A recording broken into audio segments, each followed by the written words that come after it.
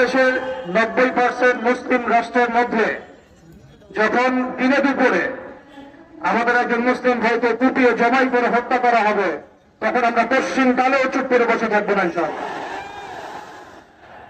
আমরা সর্বপ্রথম আমাদের প্রশাসন, সরকার এবং ঊর্ধ্বতন কর্তৃপক্ষকে বিনয়ের সাথে অনুরোধ করতে চাই, এই সন্ত্রাসী সংগঠন ইসকনকে অনতিবিলম্বে বাংলাদেশের মাটি থেকে বহিষ্কার করতে হবে। এই জঙ্গি জুজুর ভয়ের খেলা অনেক হয়েছে।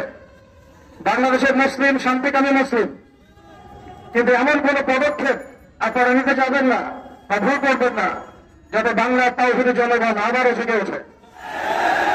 আমরা আল্লাহর কসম করে বলছি, যদি বাংলাদেশের তাওহীদি জনগণ একটাবার জেগে ওঠে, এর আগের মানুষ যাতে পালানোর পথ পেয়েছে, আপনারা কিন্তু পালানোর পথে পাবেন না ইনশাআল্লাহ।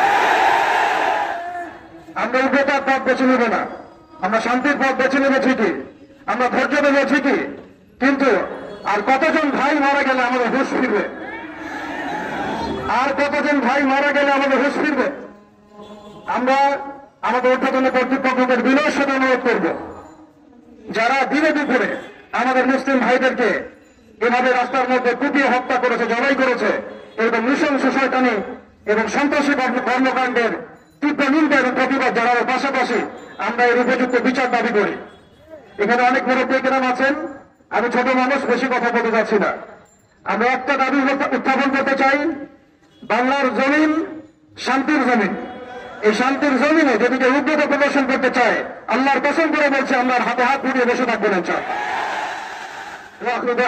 আলহামদুলিল্লাহ রাব্বিল আলামিন। আসসালামু আলাইকুম ওয়া রাহমাতুল্লাহি ওয়া বারাকাতুহু।